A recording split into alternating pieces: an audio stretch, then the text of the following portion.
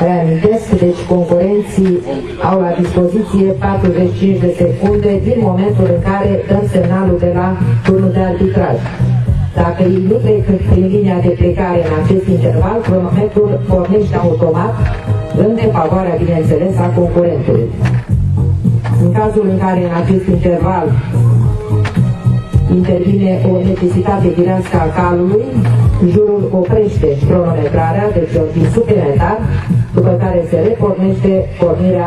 repornește cronometrul pentru stabilirea celor 45 de secunde acordate concurentului înainte de a trece prin linia de plecare.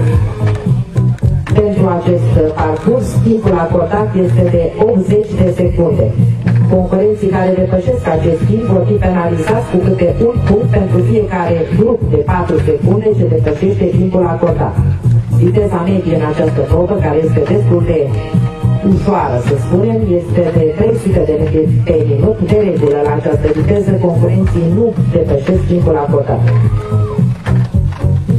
Este proba cea mai puțin dificilă, așa cum spuneam, este o probă de acomodare a concurenților cu terenul.